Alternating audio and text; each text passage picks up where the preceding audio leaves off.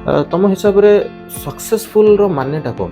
ଟଙ୍କା ରୋଜଗାର କରିବା ନା କଣ ସକ୍ସେସଫୁଲ? କାହାକୁ କହିବା ଆମେ successful? Success is not money. Success is a journey. Very good. ଯେମିତି କି କିଛି ଏକ୍ସାମ୍ପଲ ଦେଇପାରିବେ? सर ଯେପରିକି ଆମେ କୌଣସି ଏକ୍ଜାମ ଦେବାକୁ ଯାଉଛେ ତ ସେ ଏକ୍ଜାମ ପାଇଁ ଯାହା ସବୁ କ୍ୱେଶ୍ଚିନ୍ ପ୍ରାକ୍ଟିସ୍ କରିଛେ ଆଉ ସେଇ କ୍ୱେଶ୍ଚିନ୍ ପାଇଁ ଆମେ ସଂଘର୍ଷ କରିଛେ ଯେ ଆମେ ଏ କ୍ୱେଶ୍ଚିନ୍ଟା ସଲ୍ଭ କରିକି ରହିବୁ ନିହାତି। ଆଉ ସେଇଟା ଗୋଟେ ଜର୍ଣ୍ଣି ମାନେ ଏକ୍ଜାମ ପୂର୍ବରୁ ଏକ୍ଜାମର ଯେତେବେଳେ ଆମେ ତૈୟାରୀ କରିଥିବୁ ସେ ଏକ୍ଜାମ ପାଇଁ ସେଇଟା ହେଉଛି ଗୋଟେ ଜର୍ଣ୍ଣି ତ ସେଇ ଜର୍ଣ୍ଣିକୁ ଯଦି ଆମେ ଆଚିଭ୍ କରିଦେବା ଭଲ କି ତାହେଲେ ସେଇଟା ହିଁ। Hello everyone, welcome to IKR junior. ଆଜି ଆମ ସହିତ ଅଛନ୍ତି ଆଶୁତୋଷ ବେହେରା। ଆଶୁତୋଷ, ତମକୁ ସ୍ୱାଗତ।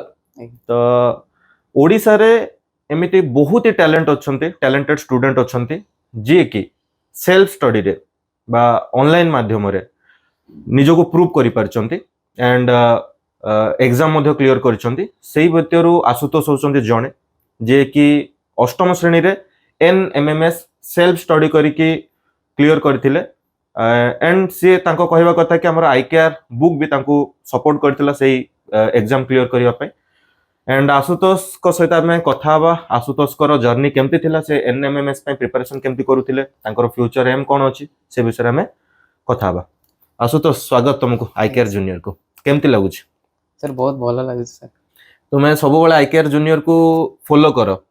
आज आईकेआर जूनियर रे तुमरो इंटरव्यू आछि, केते खुशी अछो? सर बहुत खुशी है। बहुत खुशी अछो।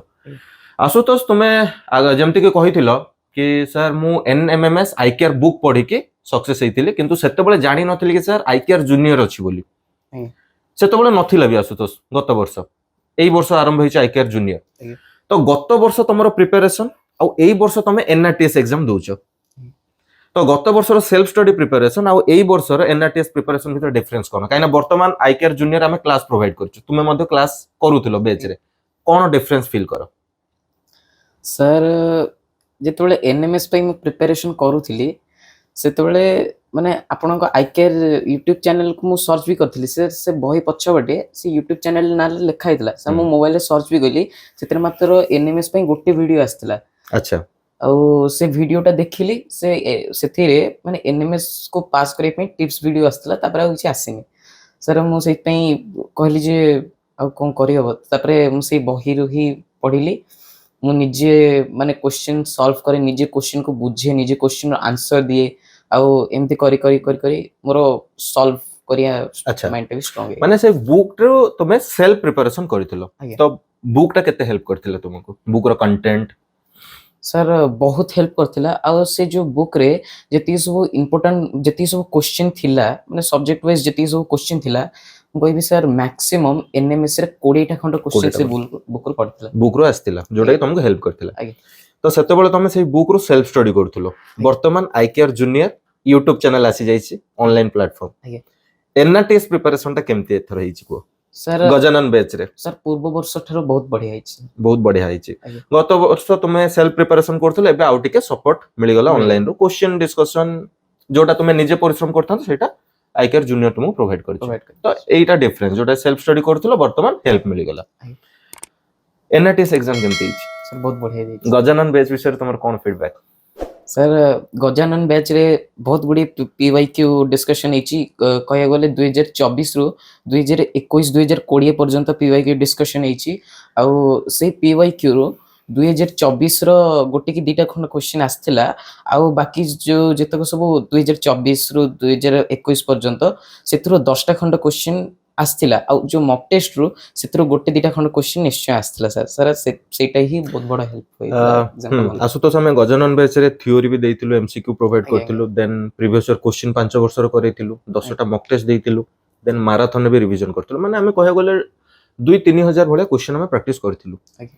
तो केते 70-80% क्वेश्चन आस्थिला हम बैच रो? सर कहया गले 80% क्वेश्चन आस्थिला, और 20% तो रिपीट क्वेश्चन हुए नहीं।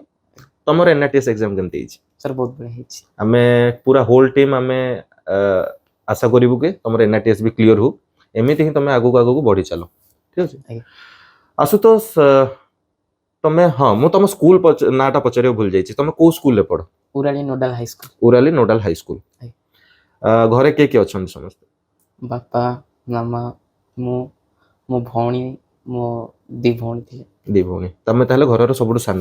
ଆଜ୍ଞା ଫ୍ୟୁଚର ଏମ୍ କଣ ଅଛି, କଣ ଭବିଷ୍ୟତରେ କଣ ବନିବା ପାଇଁ ଚାହ? Sir doctor. ଡକ୍ଟର। ଏମିତି କାହିଁକି? ଆହୁରି ବି ଅଲଗା ପ୍ରୋଫେସନ ଅଛି, ଡକ୍ଟର କାହିଁକି?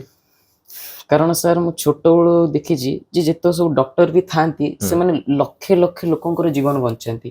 ଆଉ ସାର୍ ସେ ଲକ୍ଷେ ଲୋକଙ୍କର ଜୀବନ ବଞ୍ଚିବା ପାଇଁ ଡକ୍ଟର ହେବାକୁ ପଡ଼େ। ଆଉ ମୋର ସେ ଆଶା ଥିଲା କି ମୁଁ ଗୋଟେ ବହୁତ ଭଲ ଡକ୍ଟର ହେବି ଏବଂ ଲକ୍ଷେ ଲକ୍ଷେ ଲୋକଙ୍କର ଜୀବନ ବଞ୍ଚେଇଲେ ମୁଁ ଜାଣିବି ଯେ ମୁଁ ସକ୍ସେସଫୁଲ ବୋଲି। ତମ ହିସାବରେ ସକ୍ସେସଫୁଲ ର ମାନେଟା କଣ? ଟଙ୍କା ରୋଜଗାର କରିବା ନା କଣ ସକ୍ସେସଫୁଲ? କାହାକୁ କହିବା ଆମେ successful? Success is not money, success is a journey. Very good. ଯେମିତି କି କିଛି ଏକ୍ସାମ୍ପଲ ଦେଇପାରିବ? ସାର୍ ଯେପରିକି ଆମେ କୌଣସି ଏକ୍ଜାମ ଦେବାକୁ ଯାଉଛେ ତ ସେ ଏକ୍ଜାମ ପାଇଁ ଯାହା ସବୁ କୋଶ୍ଚିନ୍ ପ୍ରାକ୍ଟିସ କରିଛେ ଆଉ ସେଇ କୋଶ୍ଚିନ୍ ପାଇଁ ଆମେ ସଂଘର୍ଷ କରିଛେ ଯେ ଆମେ ଏ କୋଶ୍ଚିନ୍ଟା ସଲ୍ଭ କରିକି ରହିବୁ। ନିହାତି। ଆଉ ସେଇଟା ଗୋଟେ ଜର୍ଣ୍ଣି, ମାନେ ଏକ୍ଜାମ ପୂର୍ବରୁ ଏକ୍ଜାମର ଯେତେବେଳେ ଆମେ ତૈୟାରୀ କରୁଥିବୁ ସେ ଏକ୍ଜାମ ପାଇଁ ସେଇଟା ହେଉଛି ଗୋଟେ ଜର୍ଣ୍ଣି। ତ ସେଇ ଜର୍ଣ୍ଣିକୁ ଯଦି ଆମେ ଆଚିଭ୍ କରିଦେବା ଭଲ କି, ତାହେଲେ ସେଇଟା ହିଁ ସକ୍ସେସ୍। ତମ ହିସାବରେ ସେଟା ହଉଛି ସକ୍ସେସ୍। ମାନେ ମୁଁ ଯଦି ଆକୁ ଆଉ ଟିକେ ସିମ୍ପଲ କରିବି, ମୁଁ ଯୋଉଟା ପାଇଁ ପରିଶ୍ରମ କରୁଛି ଆଜ୍ଞା। ଯଦି ମୁଁ ସେଟା ଆଚିଭ୍ କରିନେଲି ସେଟା ହଉଛି ସକ୍ସେସ୍। ଆଜ୍ଞା। ସେଇଆ ତ? ଆଜ୍ଞା। ସେଇଆ? ଆଜ୍ଞା। ଠିକ ଅଛି। ତାହେଲେ ଡକ୍ଟର ମାନେ ତମକୁ କେମିତି ଲାଗନ୍ତି? ମାନେ ବେଳେ ବେଳେ ଫିଲ୍ ହୁଏ କି ମୁଁ ବି ଏଭଳିଆ ହୁଅନ୍ତି ଡକ୍ଟର? କେମିତି ହସ୍ପିଟାଲ ଗଲେ ଫିଲ୍ ହୁଏ ସେଭଳିଆ? ଆଜ୍ଞା। ହୁଏ ନା? ଆଜ୍ଞା। ଆଚ୍ଛା, ତାହେଲେ ଘରେ କେମିତି ସପୋର୍ଟ କରନ୍ତି ପାଠ ପଢାକୁ ନେଇକି? ସାର୍ ବହୁତ ସପୋର୍ଟ କରନ୍ତି ଖାସ କରିକି ବାପା ନା ମା? ସାର୍ ବାପା ହୁଅନ୍ତୁ କି ମା ହୁଅନ୍ତୁ ସବୁବେଳେ ମାନେ ମତେ ଯାହା ଦରକାର ଥିବ ପୁରା ଏନିଥିଙ୍ଗ ଆଜ୍ଞା। ମୁଁ ଯେତେବେଳେ କହେ ସେତେବେଳେ ଆଣିକି ମତେ ଦିଅନ୍ତି। ଠିକ। ଆଜ୍ଞା ସାର୍। ତ ନିହାତି ଭାବରେ ତମେ ଡକ୍ଟର ବନ, ଲୋକଙ୍କ ସେବା କର, ଆଜ୍ଞା। ଆଗକୁ ବଢ।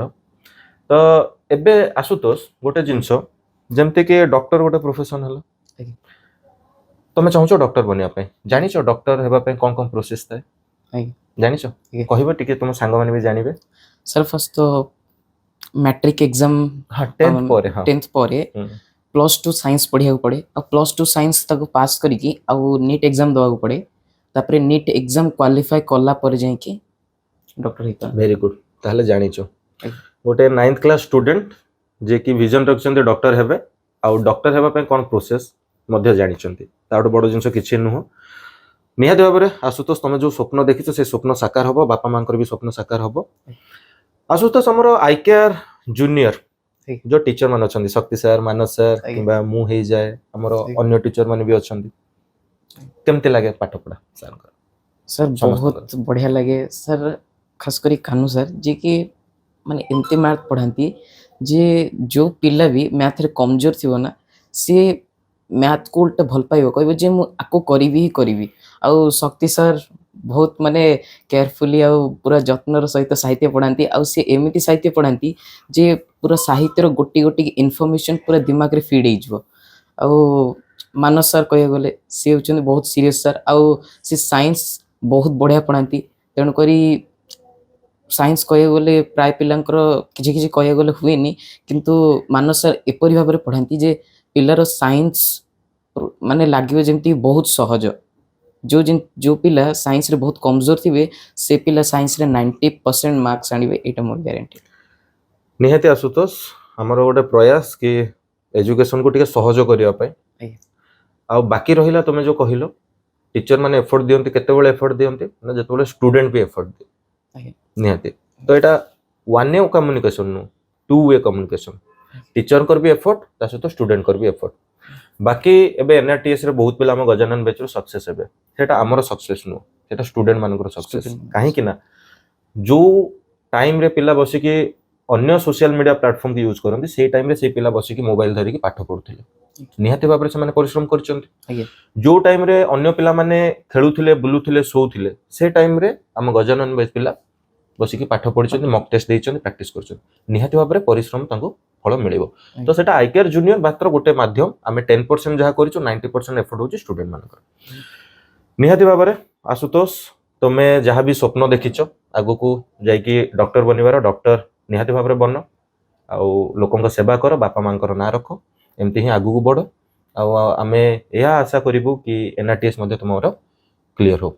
Thank आम पाखरे थिले आशुतोष जे कि सेल्फ स्टडी माध्यम रे आईकेआर बुक पढ़ी कि एनएमएमएस क्लियर करछंती गोटे स्कॉलर स्टूडेंट। आशुतोष को भले ओडिसा रे बहुत ही स्टूडेंट अछंती जो माने कि सेल्फ स्टडी माध्यम रे पाठ पढुचंती, ऑनलाइन को सहारा नै चंती एंड निजर टैलेंट को से माने शो करि परचंती। आपण माने जदि चाहुचंती एभली ही हमर पॉडकास्ट रे पार्टिसिपेट करिया पय ताहाले स्क्रीन रे जो नंबर शो करछि सेही नंबर आपण कांटेक्ट करि परिबे। जदि हमर एही प्रयास टी आपनको भल लागुछि आईकेआर जूनियर को निहाती भाबरे लाइक करिवे, शेयर करिवे एंड चैनल को सब्सक्राइब करिवे। बहुत बहुत धन्यवाद। Thank you Ashutosh.